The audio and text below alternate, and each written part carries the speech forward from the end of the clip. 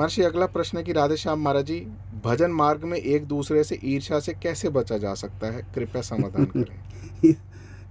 भाई ये तो बचना चाहोगे तो बचोगे। दरअसल इसकी हानि कितनी है ईर्ष्या की। मान, बड़ाई, ईर्ष्या, इन तीनों से जो बच गया, बस बचते ही शायद 10-15 मिनट के बाद तक उसको भगवान के दर्शन हो जाएंगे। सिर्फ 10-15 मिनट, वो भी उसको संभलने में लगेगा। मान, बड़ाई, ईर्ष्या, माने स्त्री धन तो व्यक्ति छोड़ देता है। कहा ना कि चलो चलो सब कोई कहीं बिरला पहुंचे कोई, एक कंचन एक कामनी दुर्गम घाटी दो। गृहस्थ की इच्छा और पैसे की इच्छा, कहीं दो घाटियां हैं। चलो चलो सब कोई कहे बिरला पहुंचे कोई, एक कंचन एक कामनी दुर्गम घाटी दो। यदि कोई इस घाटी को पार कर गया तो कहा कि कंचन तजना सहज है, सहज तिया का नेह, लेकिन मान, बड़ाई, ईर्षा दुर्लभ तजना ए।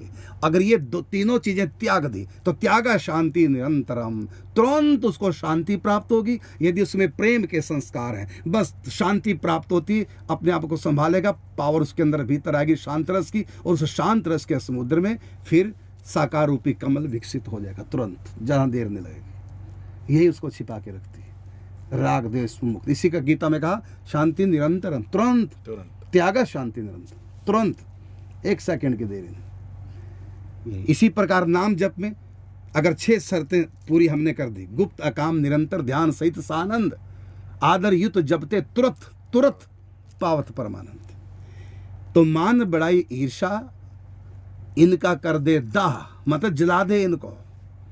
एकांत में क्यों जाते हैं राजा महाराजा?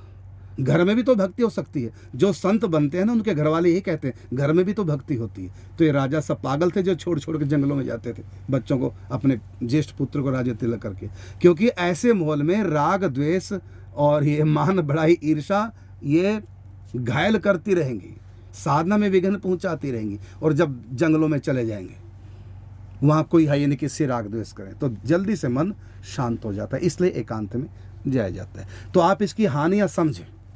जब इसकी हानियां समझेंगे, आप कितना भी भजन पूजा पाठ चिंतन कर लो, यदि ये 3 चीजें रहेगी, मान, बड़ाई, ईर्षा, तो आपके भजन को समझो जंग लग रहा है।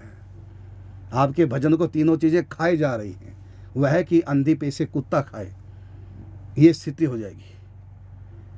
तो इसलिए आप इसकी हानियों को समझेंगे तो सचमुच में आप किसी से ईर्षा कर ही नहीं पाएंगे, मान, बड़ाई के चक्कर में नहीं पड़ेंगे, क्योंकि ये तो सब हत्याएं हैं हमारी, या तो आत्महत्या है। इन तीनों को चाह लेना, स्वीकार कर लेना, तो आत्महत्या से भी ज़्यादा बड़ा गुनाह है, पाप है।